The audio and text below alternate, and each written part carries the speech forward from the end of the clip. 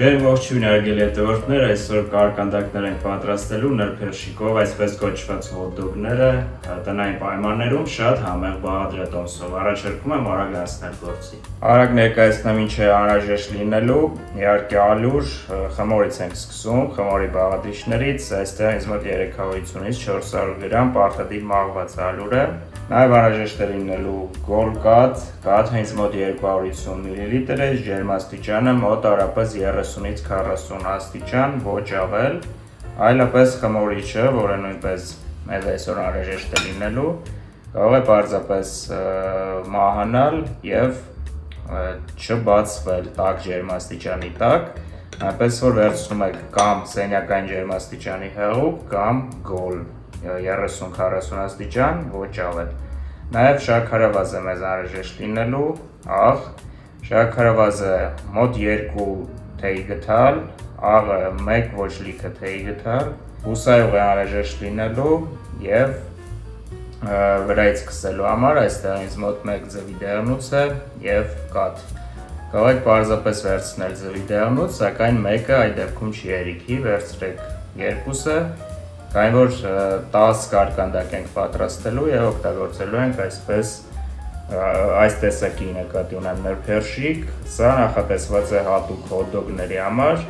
հարցրեք սուպերմարկետներում, նախնական եփել եմ 1-2 րոպե, ոչ ավել,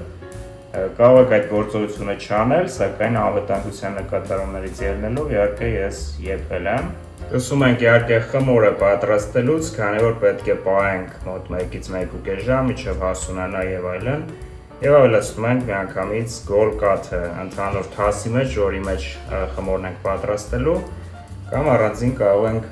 հենց այս կաթի մեջ ավելացնել միանգամից խմորիչը, շաքարավազը, հետո նոր ավելացնել այստեղ։ Ես կընտրեմ առաջին տարբերակը, ավելացնում ենք և միանգամից, ինչպես նշեցի, խմորիչը և շաքարավազը ավելացնենք։ Ավելացնում ենք նաև 2-3 ճաշի գթալ, ոչ ավել, մաղված ալուրից, ընդհանուր զանգվածից, պարտադիր և խառնում ենք այս ամենը, կթողնենք 10-15 րոպե, ողջ իմաստն այն է, որ խմորիչը այդ ընթացքում հասցնի հասունանալ և մենք էլ կտեսնենք արդյոք կարող ենք այս խմորիչով ինչ-որ բան պատրաստել, թե ոչ։ Ինչ մեզ մոտ անցավ մի քանի րոպե, մոտարապես 5-ից 6 րոպե և դա բավական է հասկանալու համար, որ պետք է աշխատել, կարելի է աշխատել այս խմորիչով, թեթևակի արդեն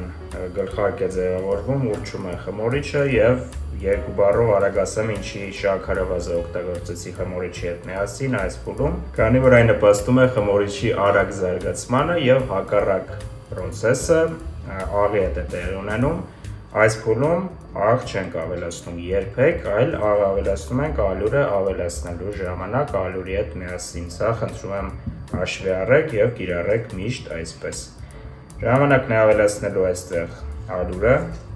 միանգամից կեսը կավելացնեմ, այսպես։ Եվ ինչպես նշեցի,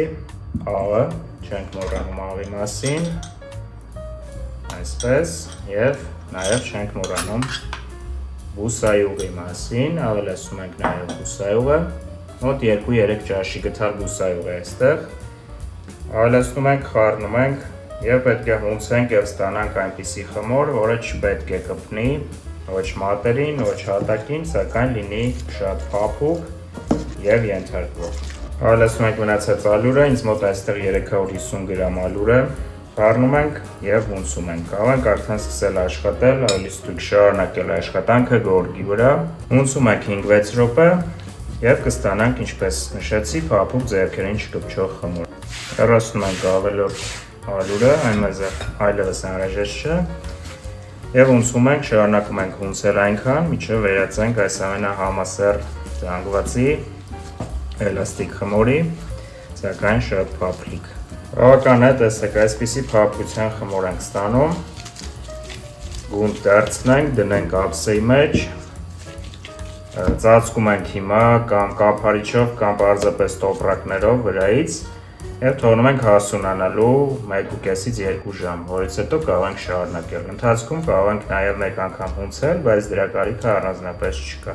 Ինչ հարգելի ընկերներ, ինձ մոտ անցել է 1 ժամ ուղիղ, կարող ենք ավելի երկար պահել, բայց դրա կարիքը չկա, մոտավորապես 1.5 անգամ տեսեք ուրճել է խմորը, էլ ավելի է փափկել, հասունացել է, սա լրիվ նորմալ է եւ մեր նպատակն է հիմա բաժանել այս ամենը 10 մասի, ինչու, քանի որ 10 ներփերշիկ եմ եփել եւ պետք է բաժանել 10 մասի, յուրաքանչյուր կտորը մոտավորապես 40-ից 50 գրամ։ Վերջ բաժանացինք, ինձ մոտ այստեղ յուղաթղթով տապակն է ջեռոցի, ջեռոցը կարող եք նախորոք տաքացնել, կարող եք չտաքացնել։ Եվ հիմա վերցնում ենք յուրաքանչյուր գունդը, պարտադիր չէ որ կլորեցնեք, ընդհանրապես դրա կարիքը չկա։ Եվ այսպես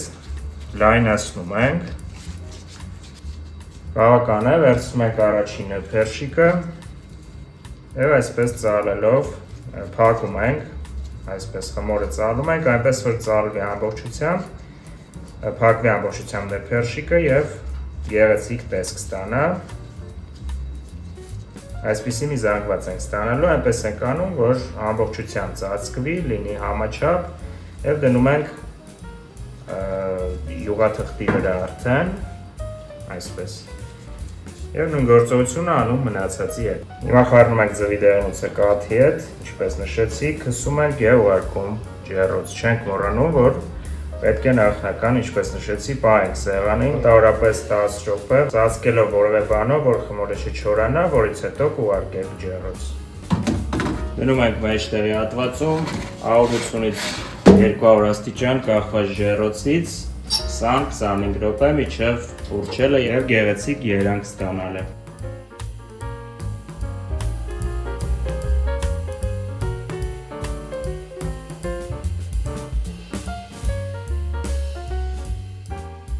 Ինչ հարգելի ընկերներ, պատրաստ են արդեն կարկանդակները ներփերշիկով, շատ հարմար է նախաճաշի համար,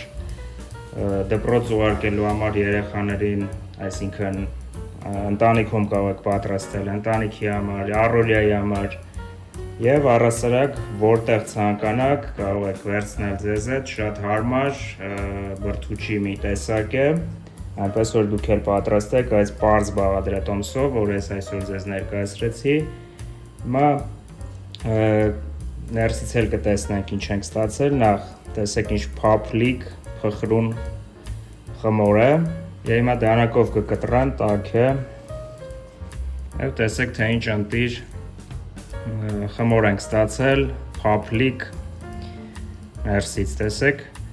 կրկնում եմ, որ ամբողջությամբ պետք է սառչի,